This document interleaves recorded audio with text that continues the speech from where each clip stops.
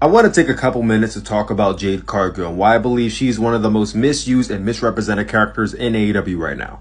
I know some of you about to say, what are you talking about? She's 55-0. She has the best record in AEW. You don't know what you're talking about. Like, all right, calm down.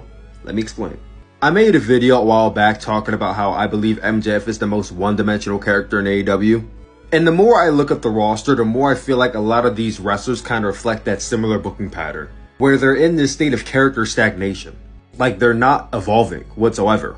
And yeah, I know there's always the argument of if it's not broke, don't fix it. And you could be absolutely right about that. Her current run is not hurting her, but it's also not helping her either.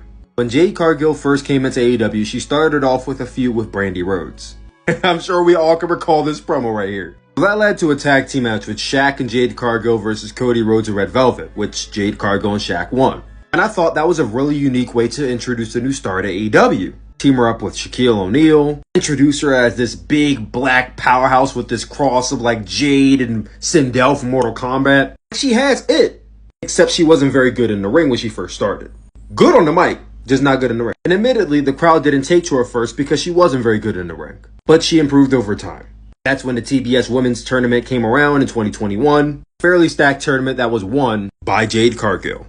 And it seemed like she was on the right path. She's TBS champion. She was undefeated. This streak went on throughout 2021. And in 2022, we got introduced to the baddies, Red Velvet, Layla Gray, and Kiera Hogan. Had her own little unit, her own little posse. She was still undefeated. Everything sounds cool, right? Except now we're 55 wins in, 1 year into her reign as TBS champion. And not only has Red Velvet and Kiera Hogan dipped on her, but she has not been given an actual major feud this entire time. She lost 2 members of her posse and beat both of them, without them even having like an actual pay-per-view match. Speaking of pay-per-view matches, all of her pay-per-view matches have been matches that were thrown together last minute, or feuds that weren't properly built up, and even the ones with a tiny bit of build-up, you knew she wasn't going to lose, and she didn't. Mind you, this one against Nyla Rose, I would say in the 3 years she's been in AEW, this has been her most high-skill opponent. She has not faced a single person in AEW that's actually felt like a threat to her, or her title reign. Look at the list if you don't believe me. It doesn't list all 55, and that's because the other ones are under 5 minutes.